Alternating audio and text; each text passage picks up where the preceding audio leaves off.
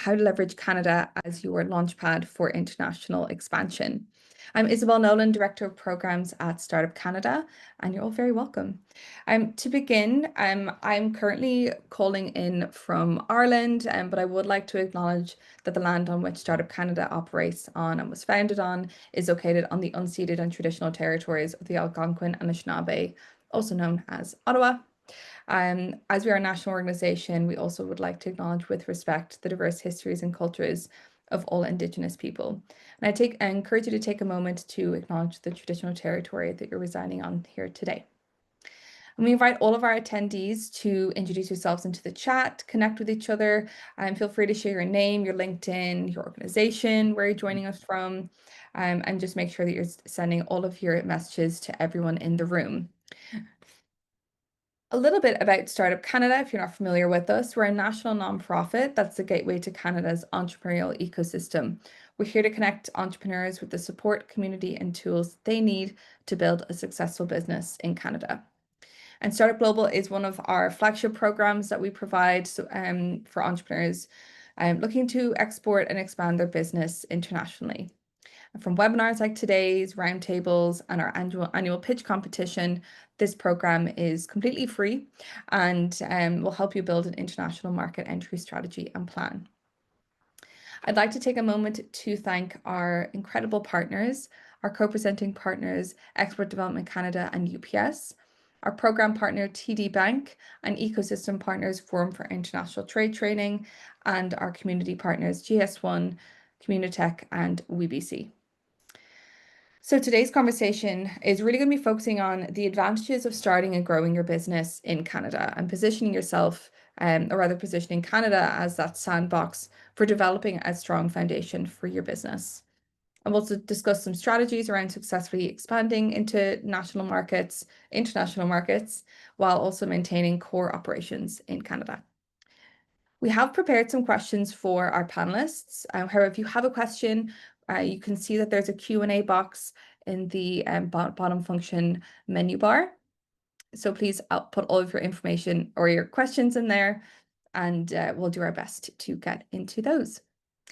So without further ado, I'd love to introduce our speakers. So we have Lora Rigutto, who's the Partnerships and Community Lead for Forum for International Trade Training, also known as FITT.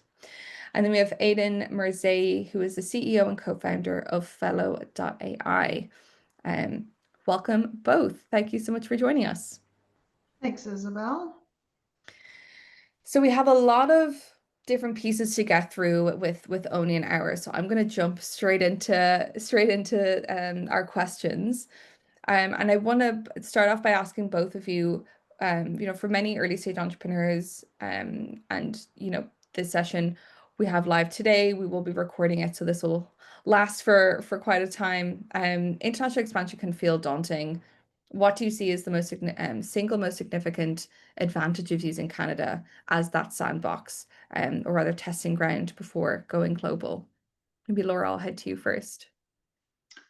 Yeah, I think the environment, the whole ecosystem in Canada is quite supportive for companies that are growing global. I think our institutions, like you had mentioned, EDC, I think it does a very good job, and the Trade Commissioner Service does a very good job in preparing exporters or Canadian companies, at least to think about going global, because we know that exporting typically will lead to companies that export are more successful in the long run.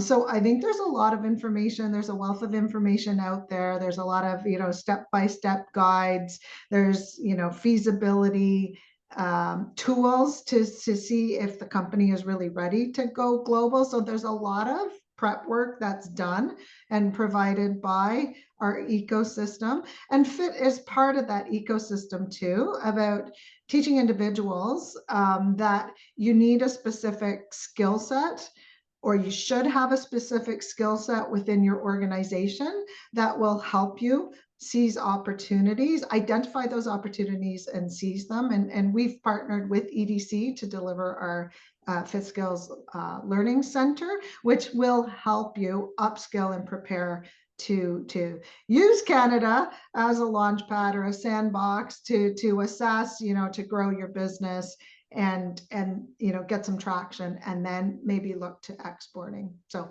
I think we do a great job in Canada in preparing businesses to scale and grow global. Absolutely. And like, there is so much support out there for entrepreneurs, and that's what we're really trying to do, is help to kind of quieten the noise of when you're given so many options, it's hard to know where to start. Yes. Where's square one. Yeah. So knowing where to maybe go to first, or how you should be prepared first before you're reaching out to these supports. Aydin, for you, like, were there any advantages of using Canada as your starting point, beyond just that you're based here, or any benefits you've found from it? Yeah, I mean, so we are based here. So we are based in Canada. So I'm in Ottawa, and we have people all across Canada and in a few countries globally too. But yeah, I mean, there's a lot of advantages. I think for anyone starting in Canada, the immediate place to think about is the U.S., right? It's world's largest global market, lots of spending power.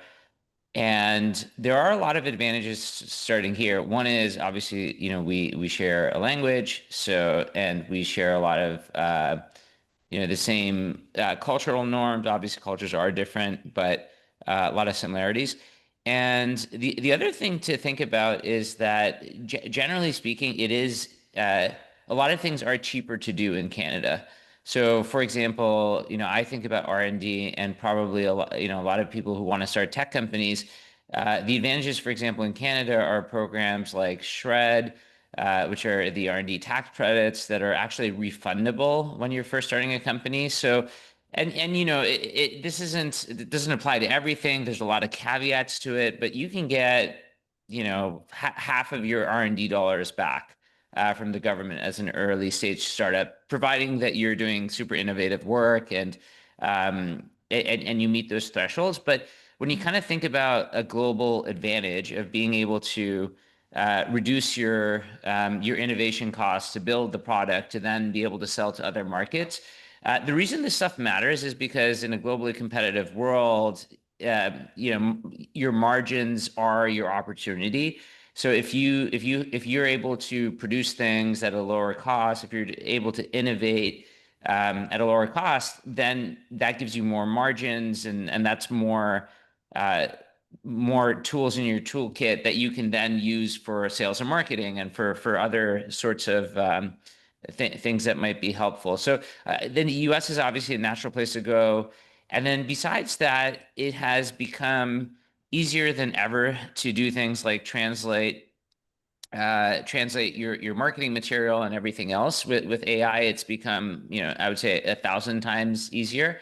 And so, but in addition to that, you now have, Canada is a very diverse place. So it's not hard to actually hire people locally that speak multiple languages, that can do customer service in multiple languages.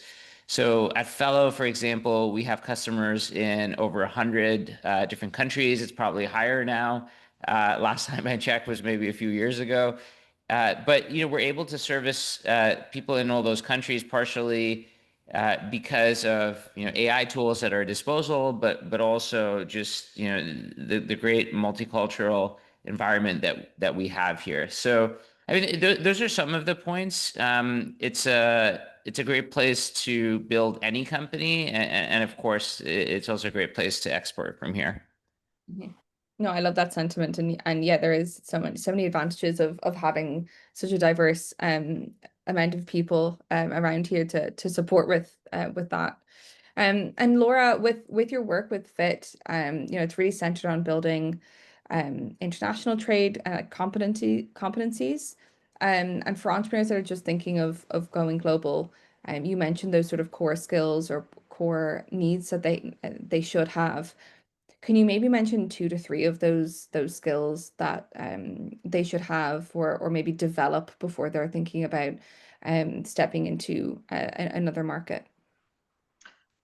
Yeah, I think understanding, having someone that really understands the feasibility aspect of going global. So is it the right stage for your company to start looking at international markets? Like, do you have are you really ready to take that next step? Do you have traction in the market? So I think it centers around having that skill set, and naming a champion within your organization. So if you're a founder and you're a team of one, well, maybe just taking, one course where you really truly go through the feasibility of international trade. Like, do you understand, like, does your company have the capacity? So the skill set on within your company, do you have the capital to start looking and exploring, screening new markets for potential?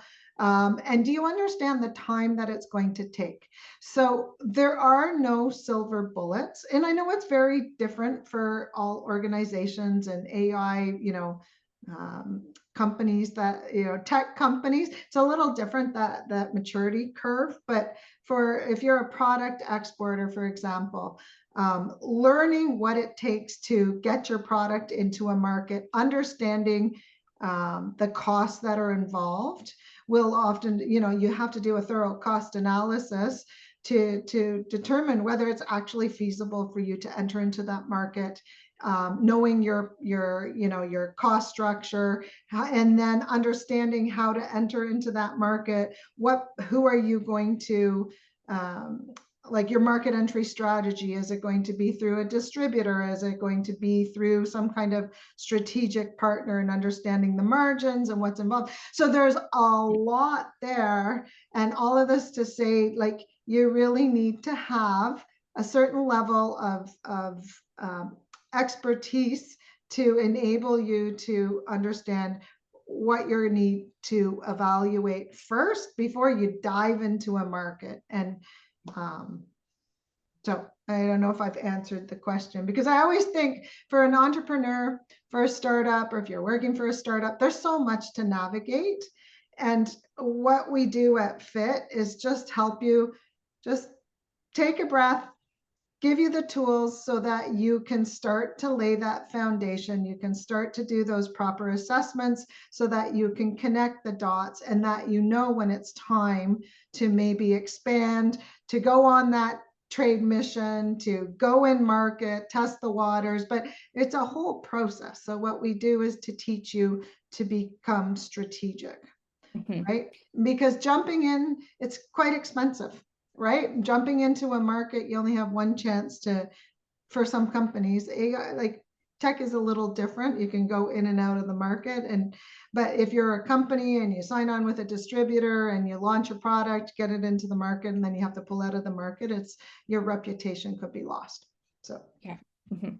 No, and I think that's what a great thing that FITT provides, and the support that you give is helping people really hone in on where they're at, and how they can effectively enter those markets, and are they making the right decision for themselves and their business.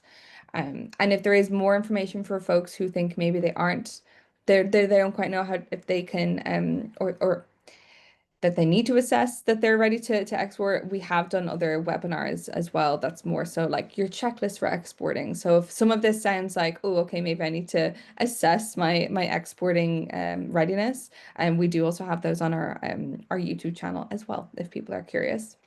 And Aydin, with a tech company, it is vastly different than, as Laura said, like if you're a product-based business.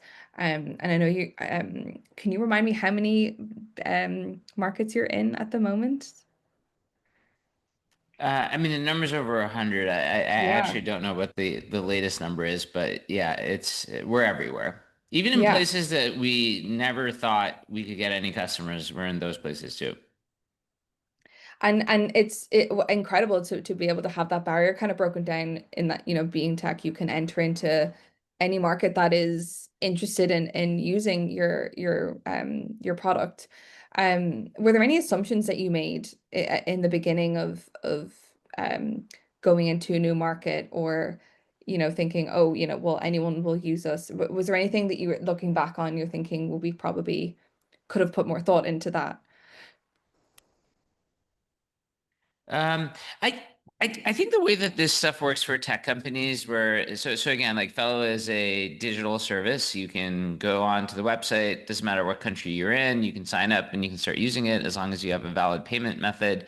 You can start becoming a customer. So I would say that to some extent, there isn't like when you're first starting out, it's not we're not really thinking how can we expand globally and how can we get people in other countries to buy our software.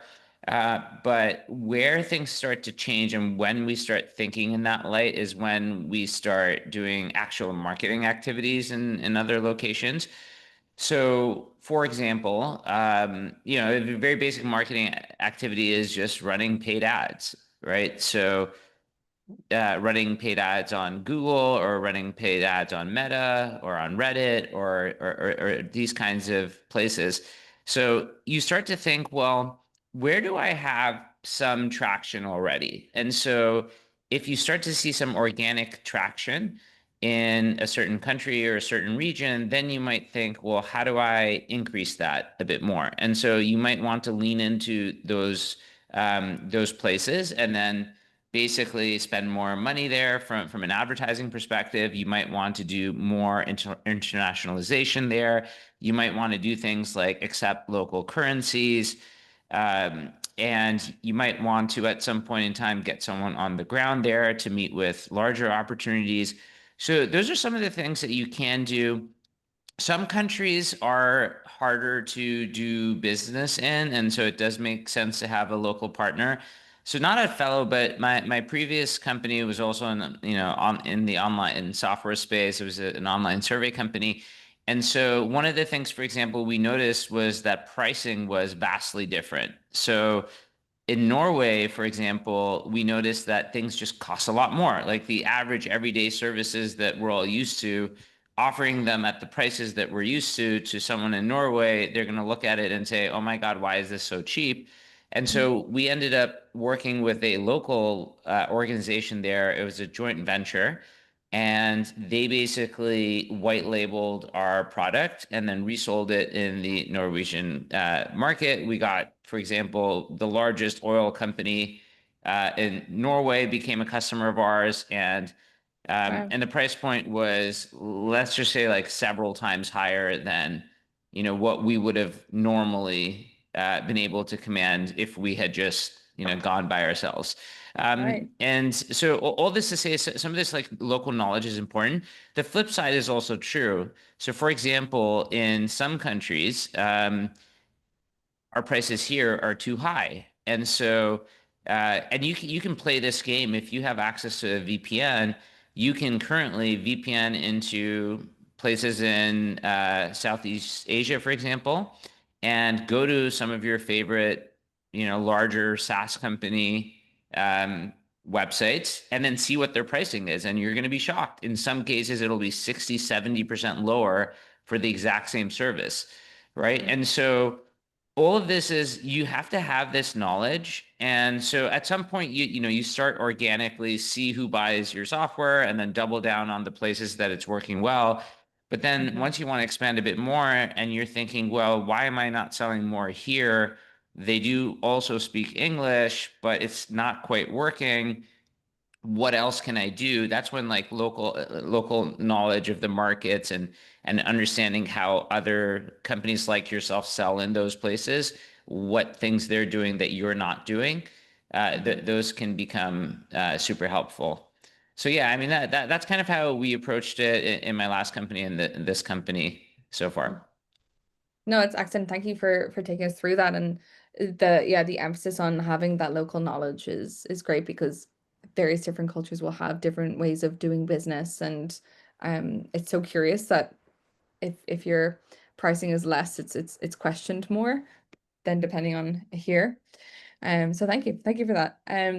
Laura, and your work is focused on partnerships and community, beyond capital, um, and building in those key partners, I guess. Should founders be building relationships with people within the target markets, just sort of the way that Aydin took us through there? And if so, how can they begin to find who they should be partnering with and starting out those relationships? Yeah, I mean, finding the right partner is key. So if your company is at a point where you are looking to expand, you've screened, opportunities, you've identified a target market, then reaching out, like finding that key partner in the market. So whatever it looks like for your organization, it could be like if you're product oriented, maybe it's finding that key distributor in your industry. Maybe it's finding, in some markets, you would have to go through another channel intermediary to get to that distributor who might have then the distribution into the retailers. So understanding, the way of doing business, how is that market structured? Who do you need to partner with to get your product or to deliver your service and get it to the right customer? So it's a lot of finding that key, that key partner that's going to make it happen, that key channel intermediary. I mean, Aydin talked about in Norway that you went through a partner there. So for your industry, it's about understanding enough and doing enough analysis and enough research, getting those warm introductions. Maybe if you're at a point where you're ready to enter into the market, reaching out to the Trade Commissioner Service. We're trying to find a partner in the market. Like, do you have a vetted list of whatever? Can you make some warm introductions? EDC as well has offices around the world, maybe, and they can do some warm introductions for you. Sometimes you may want to hire a consultant with those key contacts. They can save you an awful lot of time, because sometimes they're like they used to work for a large organization, they branched off, they still have the key partnerships, they still have the key relationships with individuals in your target market. So, and it could save you years. It could literally save you years if you find that right agent, that right consultant that can it's about making connections, developing relationships.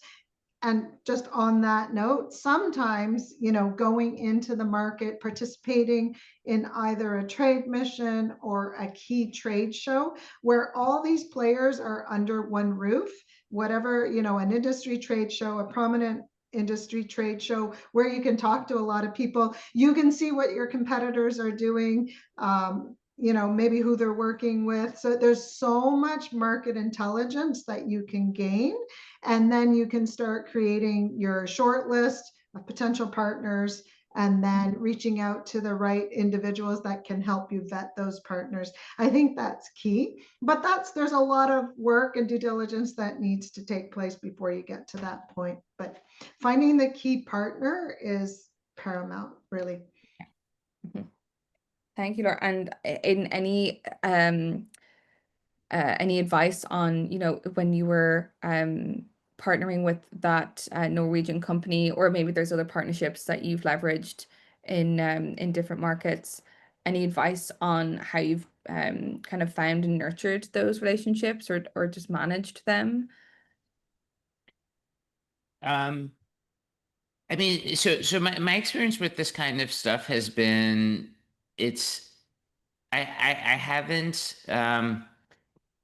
it's never really worked all that well for us to have a thesis and say, it must be this type of organization, and let's go find them and work with them. So what ends up happening when you're a service like ours that kind of has broad appeal and that anyone can use it, you end up getting a lot of inbound requests, right? People try it and they will come to you and they will make proposals to you and so on and so forth. And you might try a few things and it might work or it might not work. But eventually you run into the one thing or the type of organization that really works. And whenever you find that, that's when you put more effort and say, okay, what are other organizations that look like this? And how can I find more of them? It's Yeah, I mean, generally speaking, when you find something organically kind of working and people coming to you with a proposal and trying it, and by the way, we've tried things that also hasn't worked, right? So we've had people come to us and suggest that they partner with us or suggest that they do something, and we've tried things, spent money on it, and it hasn't worked. But that to me is a, valuable lesson. And so, but once it works and once you figure it out, then you can eventually scale it. You can then hire someone internally to do more of that. And then it can become, a thing in your organization. And, Laura was talking about events. I would say the same thing is true for these types of events.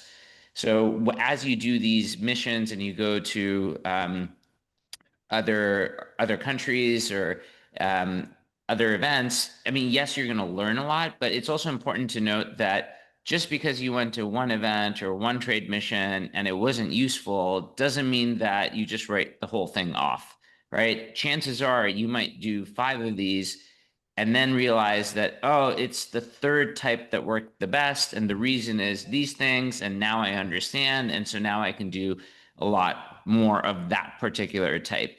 So I think it's one of the terms that I find is very helpful that I think everybody should kind of memorize and internalize is this idea of the minimum effective dose. So with a lot of these new initiatives, you can't just decide because you tried something once and it didn't work, or you tried it once and you're like, this is it. I'm going to do this 100 times and pour all of our company's resources in it. There is some sort of like minimum amount of volume or repetition that you need to do in any kind of new initiative so that you have enough of a sample set to make a smart decision on where to invest more and invest less. And this applies to all areas of life. So I would just encourage everybody, this idea of the minimum effective dose. Keep that in mind for any sort of partnerships, marketing efforts, or anything else before you can make a decision that something works one way or another. The other thing I would say is that it isn't random either, right? So maybe you're the only company in the world that does one particular thing, but chances are you're not. And so you have to kind of look at other companies that are similar to you, that have been around before you, and you kind of have to understand, well, what kind of initiatives and partnerships do they have? Or even if it's not the same type of business, but tangential industries, and you can kind of look at those and form your hypothesis and say, it turned like this company they do something different than we do, but they're kind of in similar areas. And so there's a lot of parallels and they have those types of partnerships. So maybe we can do something there, right? Maybe you can learn something, and that's kind of how you form your thesis. So all this to say is it's not random. A lot of business in general is being very observant, very data oriented, and it's all about pattern matching. So I think this applies for any form of international partnerships or things that you may form. Brilliant. Thank you. And Laura, please go ahead. Yeah, if I could just say something, just bringing it back maybe to those product exporters and understanding that access to the market can be really tricky. And for some companies, answering, those inquiries that land in their inbox can actually, without understanding full picture of what it's going to cost to ship your product to that market, can be very dangerous. I've heard many examples before where this inquiry landed in their inbox. We want to, purchase a pallet of this or that, and it's in a market where they can't even comply with the regulation. The product gets rejected. And so I just caution those product exporters to be very careful when you reply to inquiries. When you don't really understand the landscape, that regulatory landscape, can you in fact export your products to that market? What are the landed costs? What Incoterms are you using? So I know this is very different for tech company software, but for products, Incoterms are huge, and shipping and that whole value chain, there's a lot of regulation in there. So answering those questions, like I think you have to be much more strategic because you also can't dilute your resources too much. So you have to be more strategic about the market you're going to go into and trying to find what works best for you to get your products into that market. So a little different when we're talking about tech software platforms versus like the physical selling of products. There's a lot more complexities involved. And then you have, the whole tariff landscape and it's a little more tricky. So you have to be a little bit more strategic, and you might not have, like as Aydin was saying, you try different things, some things fail. Well, for product exporters, especially if it's like high value product exporters, like trying this might not work, like that could be really, really costly. So I would say be a little bit more strategic when it comes to identifying, screening those markets, and maybe those one-off inquiries, like you just not right now. Do you have the capacity to export to that market? I know I agree with both of your sentiments. Like growth in general with business should always be a strategic decision, and there are so many variables and factors that need to be in play before you consider growing once within the company that you're in, and then going into another market as well. And do you have those resources and the capacity to go beyond where your current threshold is? And you've mentioned that you weren't necessarily strategic in terms of like you kind of you were open for anyone being able to use your platform, and then you went and saw, okay, well, where are we getting a lot of traction in those markets, and then you went to move into more like target marketing activations with those. I hope I understand that correctly. Um, it can you talk a little about like what those targeted activations were for those different markets that you saw some like high interest in Fellow? Yeah, I mean, again, so for tech specifically, I mean, it's a few things. So it's just localization. Your product has to exist in the other languages. You have to have documentation in the other languages. You have to have people to be able to respond to customer support inquiries in other languages. You have to be able to have someone that can have a phone conversation or a sales conversation in another language. You've got to have time zone. You've got to support local purchasing methods. Not every place can, for example, accept credit cards, and they have different payment methods. So you have to be able to handle that. Sometimes there's tax implications of if you do enough business in a certain location, you might end up owing taxes to those jurisdictions, and you should be aware of that. So I mean, it's those sorts of things, but it is a playbook. What I will say is that, it's probably not a good idea to do a lot of this stuff early because it does add complexity to your business, right? It's extra costs. It means that every time you build a new feature in your software, now you've got to think about, oh my God, we broke translations, or this seems weird, or that seems weird. It's just like extra moving parts in the business. So a lot of people say that you shouldn't even think about doing specific, again, in the world of software. But you shouldn't really think about, like, you should make your first 100 million in revenue in North America. This is kind of like, a belief that many have. We obviously did it earlier, but all that to say is like the North American market is big enough for software that you can do that. But these days, what changes everything is just AI has made it so easy to translate, so easy to respond to people in different languages that I think that playbook is being rewritten. The other thing to kind of point out specifically from software perspective and from software as a service perspective is where your data is hosted.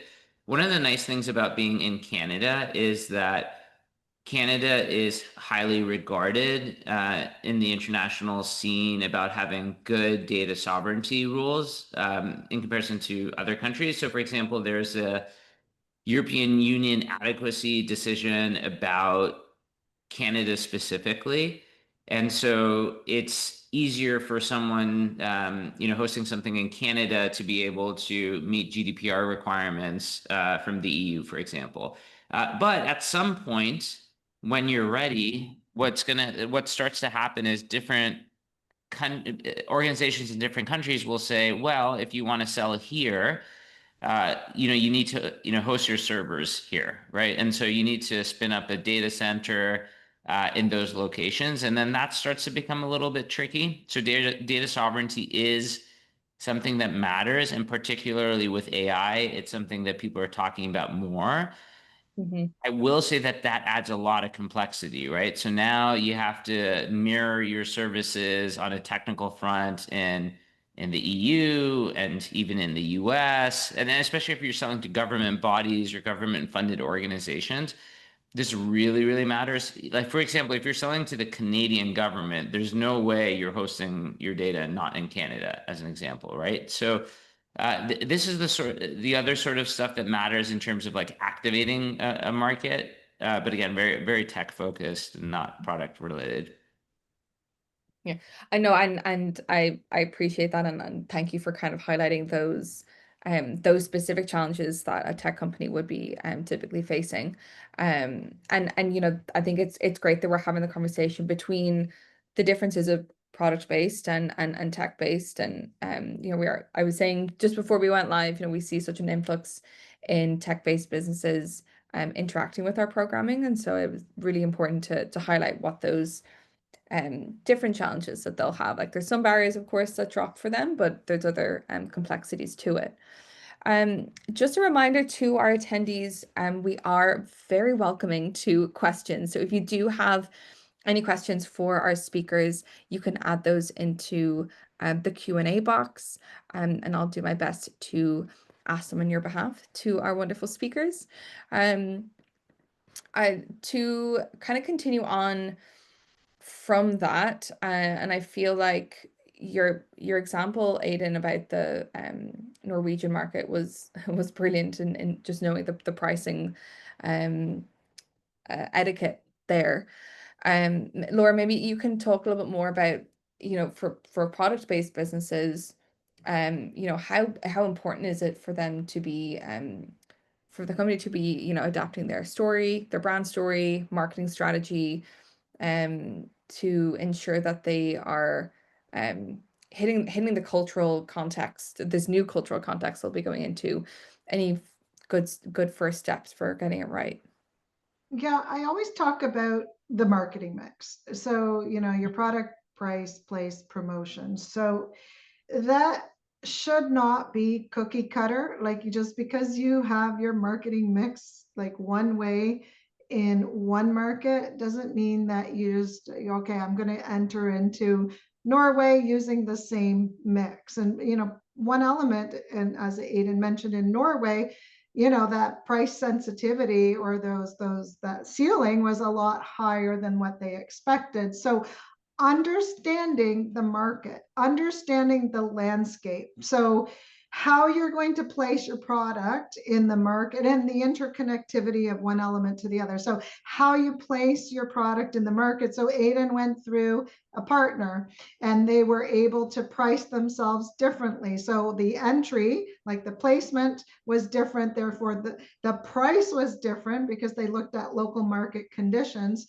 and probably how you promote yourself in that market will be different, and you might offer a different product. So just because you offer, like you have a complete product line, products and services too, just because you offer these products or these services doesn't mean that each international market you go into, it has to be the same product line or the same level of service that you do in other markets. So it's understanding the landscape, understanding who your customers are, understanding what they're willing to pay, what are you solving for them in that market, how you're different, like your unique value proposition in each market. So understanding that complete marketing mix, and just changing it up for each market you go into. I mean, there's nothing I love talking about more than international marketing and sales, and about those elements of the the marketing mix that can be so different. Even like social media, like how which platforms you use, which channels of social media you use in one market versus another. Even if you're looking to Europe and you're looking to take advantage maybe of the trade agreement between Canada and like CETA, Canada and certain European countries, which social media channels you use in Germany versus Italy or Spain versus France. Like it's quite interesting, and how you price yourself in those two markets, same region, part of CETA, but your marketing mix has to be different. So that's what I would say.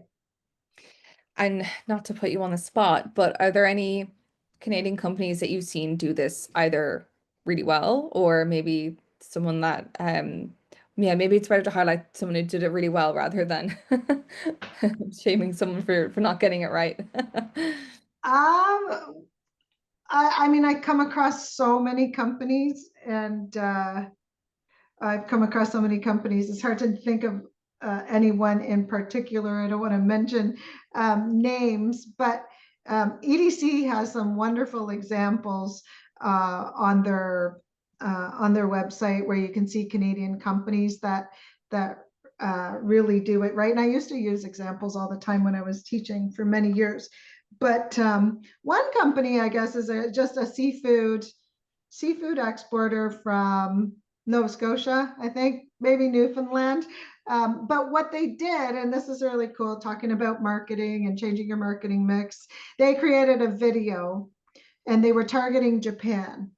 So they created a video with the clams. I think it was specifically for clams, high end. So they didn't devalue, they didn't reduce the price of their product, but they targeted the right audience. And the way they targeted the right audience is they invested in the production of this video that was geared towards a certain audience in Japan. And after the creation of that video, sales increased in that market like exponentially, just because they had the right messaging, the right medium for their target market. So they created that video specifically for Japan.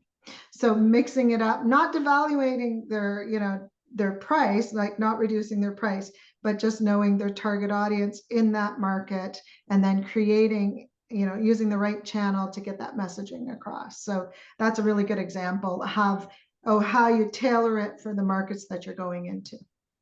Yeah, and it shows such consideration, like careful consideration for the audience and the customers that they're looking to tap into, and rather than, just doing a rinse and repeat for what they have been doing.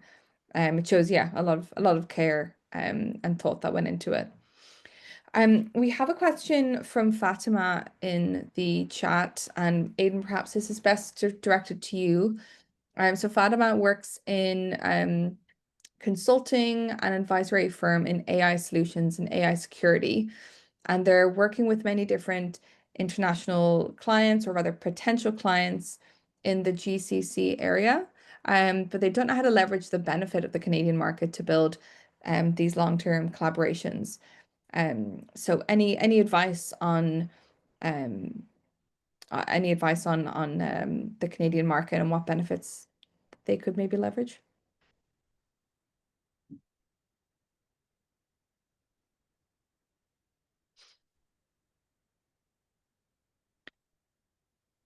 Oh, sorry, Aydin, you're just muted. Yeah, I'm just reading your question. I'm working with many international potential clients, but I don't know how to leverage the benefit for the Canadian market to build this long-term collaboration.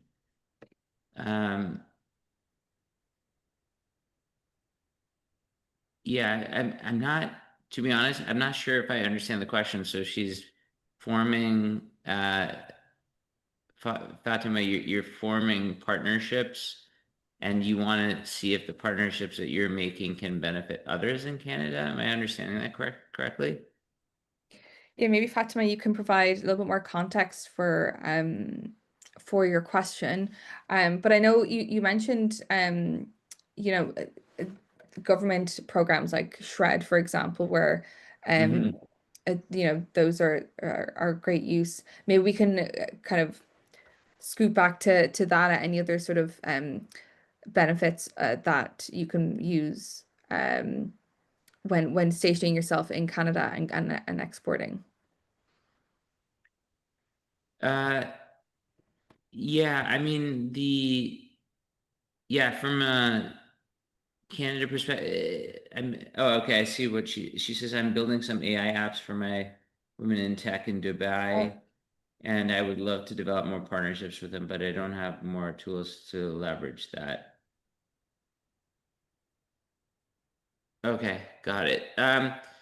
Yeah, so as long as like the IP stays in Canada and you're hiring Canadian developers to work on this, there are a bunch of government programs that do exist. So Shred is one of them.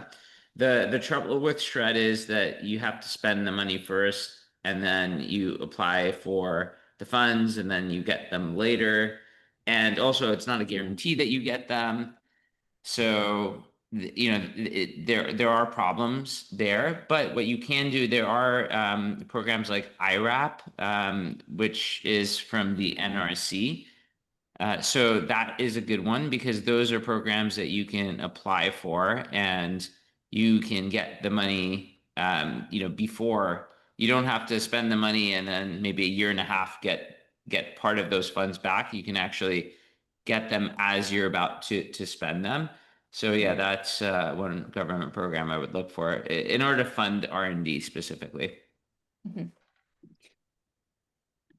Thank you for jumping into that. Um, that question, I appreciate it, Aydin. Thanks, Fatima, for a great question. Um, I think maybe it'd be interesting to chat about, when you have expanded to these different markets, um, what it's like managing having a business that is in different markets. You more than likely have um employees that are working in different time zones and um customer service needing to be um available for everyone. Aiden, how have you managed that in terms of different time zones and managing the customer service part of it? Yeah, I mean the so Canada has a bunch of time zones, so that's good. Yeah. And so, the first thing is, can you start hiring people in different locations in the country to just take advantage of that? That helps a little bit. Mm, But at some point you're going to need to get to 24/7 support, and you can stretch your time zones all you want. It's not going to take you all the way. That's when you start hiring externally. And so there are a bunch of, and it's become easier than ever to do this. There's so many marketplaces now where you can find employees, and there are companies like Deal or remote.com. They offer services to make it easy for you to do payroll in other countries and do benefits. And say that if you're a tech startup and you want to give equity to people in foreign countries, then these platforms make it easier for you to be able to do those things. It used to be a big issue to hire someone. Yes, you can hire a contractor and pay them on Upwork, but if you wanted them to actually be an employee, it was previously challenging. All of these problems got solved post-pandemic with companies like Deal or Oyster or Remote.com. Like these three are three of the big ones.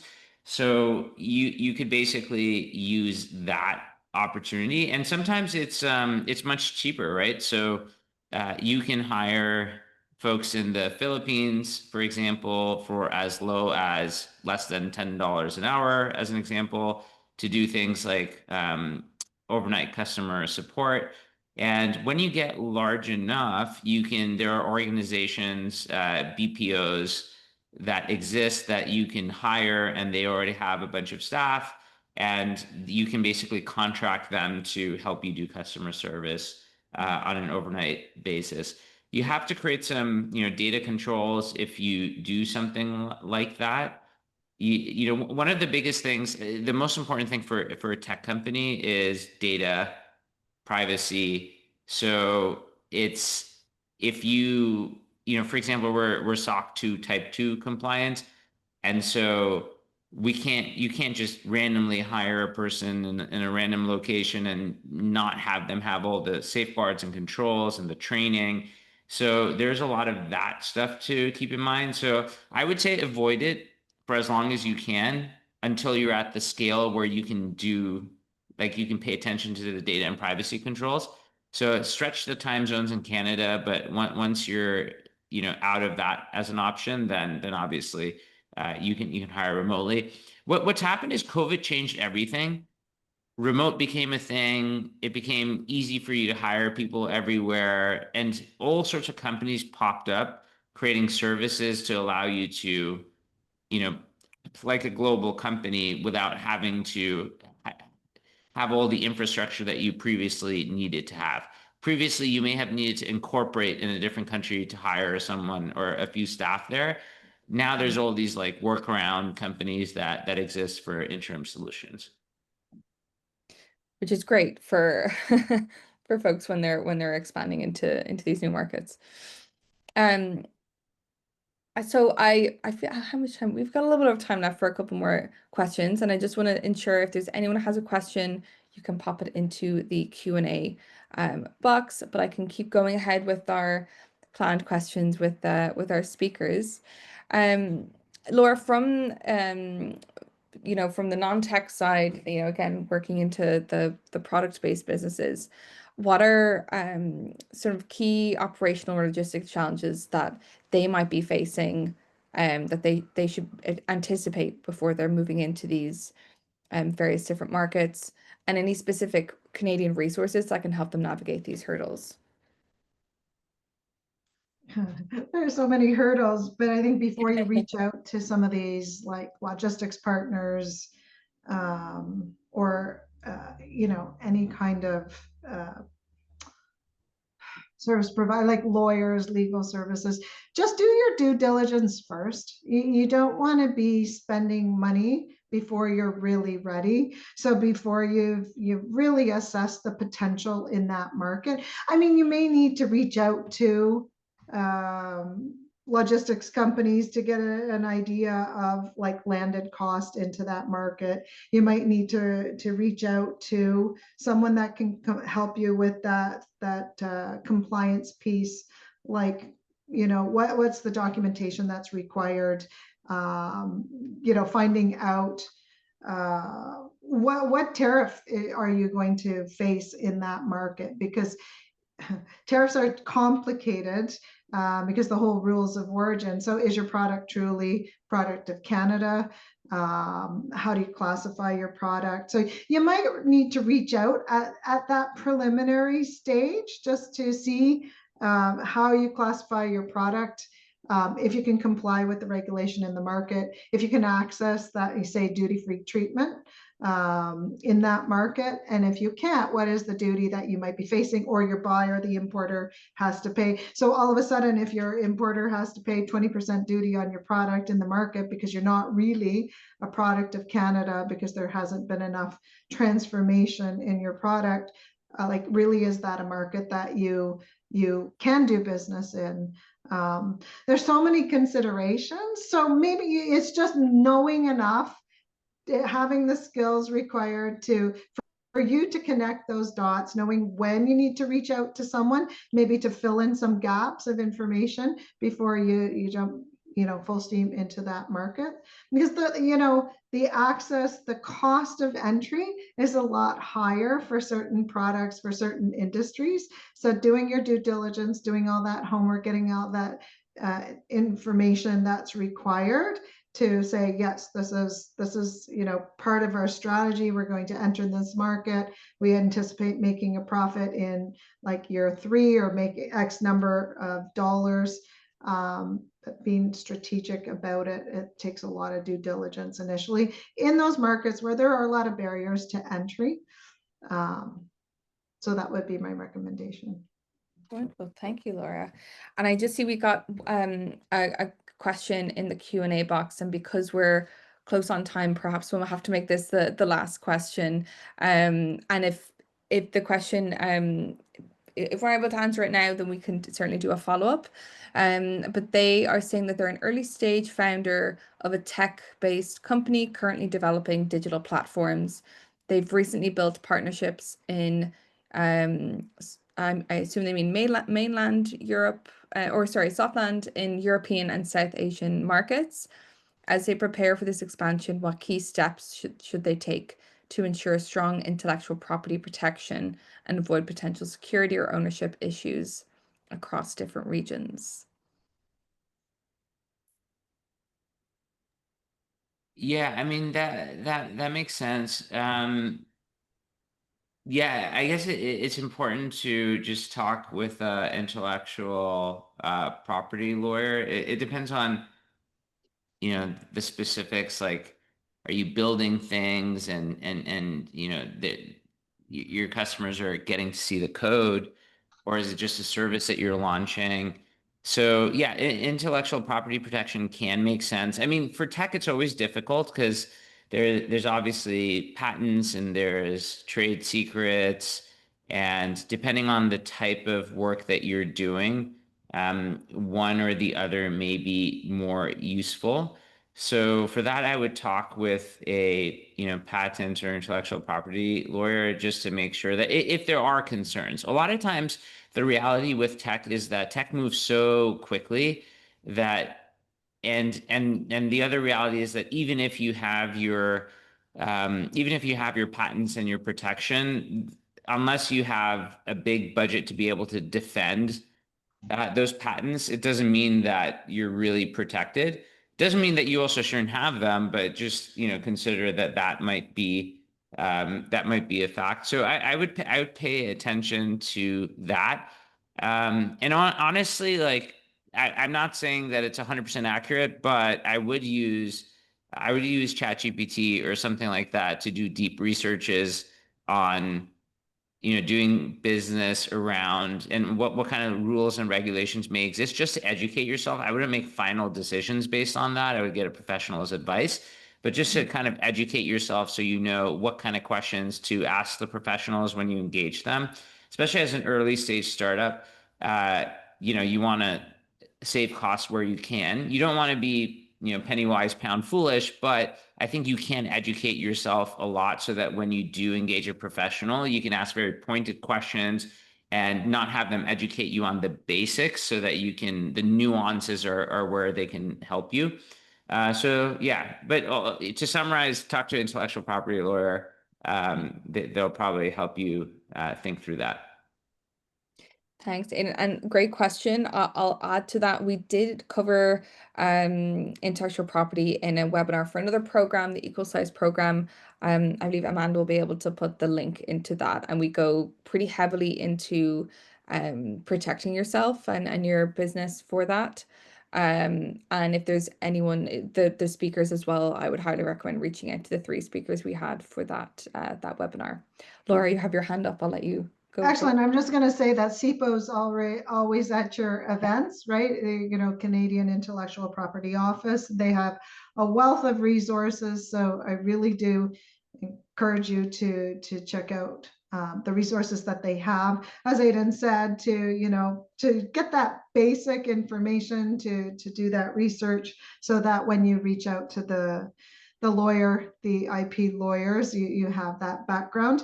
And I just a caveat, like a lot of company, and this goes for product exporters, service exporters, protecting your IP is paramount when you're going into new international markets. Understanding, some companies just try to get as many, just patent their technology, their product, get their trademark. There's a cost to that. So I just caution companies to become strategic and understand, okay, if you're going to go out and protect your IP in the markets that you want to go into, make sure that, because there's a cost to everything. So make sure that you're being strategic about that as well. And then also looking at, markets, like, is the risk of IP infringement too high in that market? And that's a decision that your company has to make. I worked for a company years ago and we refused to go into certain markets where we weren't comfortable with the risk involved in not having our products and our technology reversed engineered in that market. So we chose not to go, even with a patent, we chose not to go into the market. So these are big decisions that need to be made and an evaluation that needs to be done. Brilliant. Thank you so much. That is absolutely all we have time for. But if there's any follow-up questions, please reach out to us at Startup Global email. You can find that on our website. I'm going to launch a very quick feedback poll. Would love to hear back from how you enjoyed today's session. Anything you'd like for us to cover for next year. This is our final webinar for the Startup Global 2025 program. But we'll be back with some roundtables in a couple of weeks, and then we'll be launching the whole new program next year. Big thank you to Lora and Aydin for providing your time and expertise today. Packed a lot into an hour, that's for sure. And thank you again to our presenting partners, UPS, Export Development Canada, as well as our program partner, TD Bank, our community partners, or ecosystem partners, Forum for International Trade Training, and community partners, GS1, Communitech, and WBC. Our next event will be a roundtable on retail and consumer packaged goods. Will be taking place Thursday, November 13th, and we'll drop the link in the chat in case there's any product-based businesses that are interested in learning a little bit more around that. But thank you all so much to our attendees as well. It's a big chunk of your day to take an hour out of your time to join us. So thank you so much for joining. We will leave the room open for a few minutes so people can answer the feedback poll. But to our speakers, thank you, and you're free to log off in a few moments. You're free to log off now, actually. Thank you. Thank you. Thanks, Thank Startup. you so much.